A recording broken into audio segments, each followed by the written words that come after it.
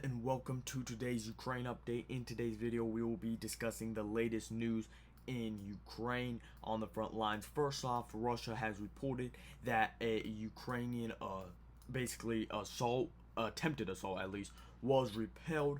And the Ukrainians were trying to go to Crimea.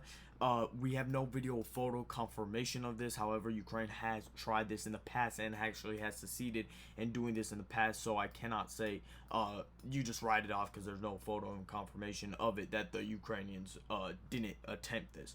Okay, now moving on to Kherson, there have been literally no updates that I've seen.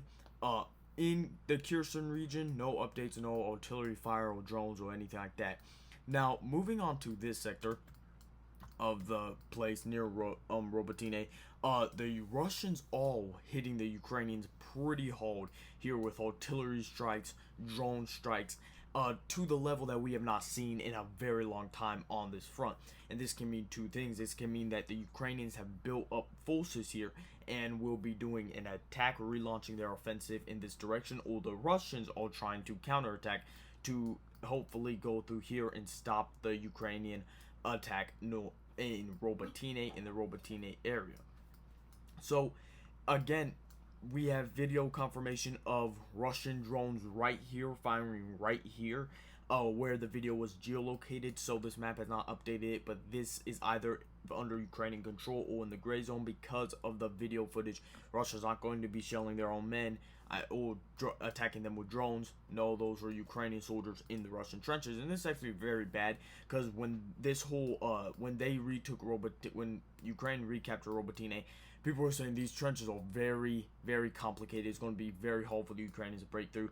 Now, since they have, now the Ukrainians are turning the Russian trenches against the Russians if the Russians ever wanted to do some type of counterattack.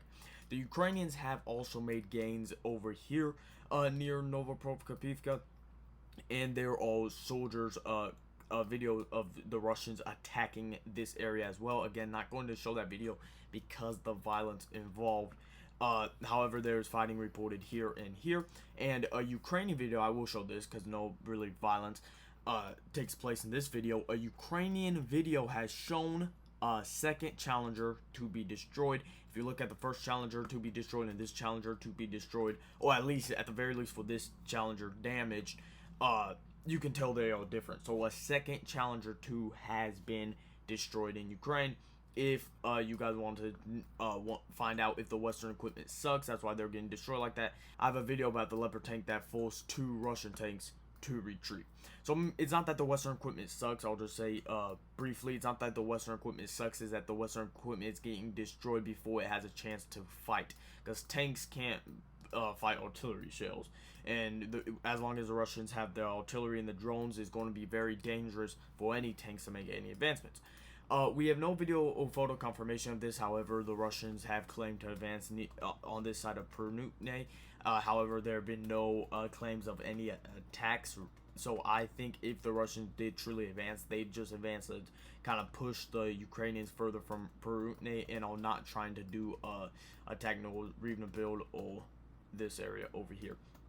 Now moving on to Regina, and probably the most important spot. Again, this map is not updated. I do not know why, but the Ukrainians, and there's video footage of it, the Ukrainians are in Novomonovske.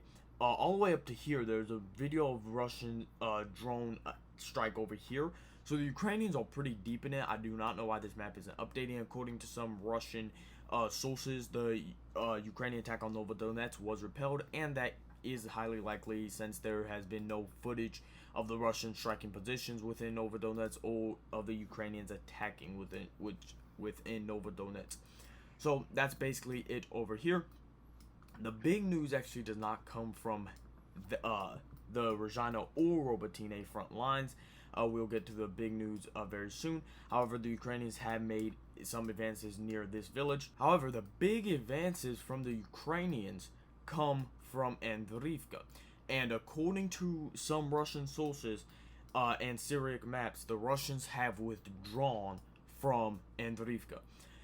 This does not mean the Ukrainians hold it. There have been no video or photo confirmations of any Ukrainian anything in Andriivka. However, there is video and confirmation of Ukrainian soldiers clearing out this spot over here. However, not going to show it because of the violence in there.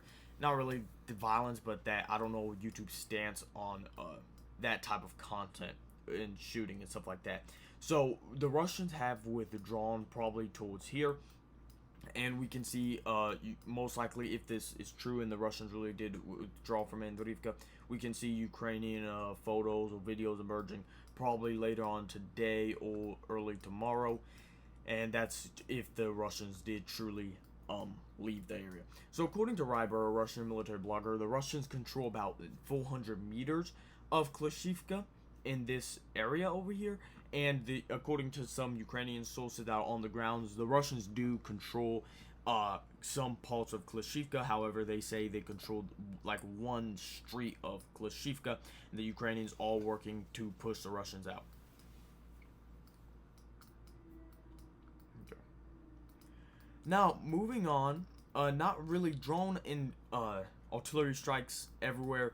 However, the Ukrainians launched 2 more drone strikes around Pisky, where the Russian basically transports were and stuff like that.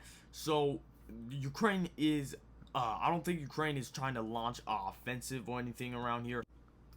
I think Ukraine is trying to prevent a Russian offensive from happening in that direction. No gains from the Russians near Kupiansk or anything like that. Of course, drone and artillery strikes from both sides, but nothing like that. That's basically it for today's video. Make sure you guys like, comment, and subscribe. Again, YouTube, I do not condone violence or war of any kind. I'm simply reporting on what's happening. Anyway, guys, make sure to like, comment, and subscribe, and I'll catch you guys on the next video. Bye.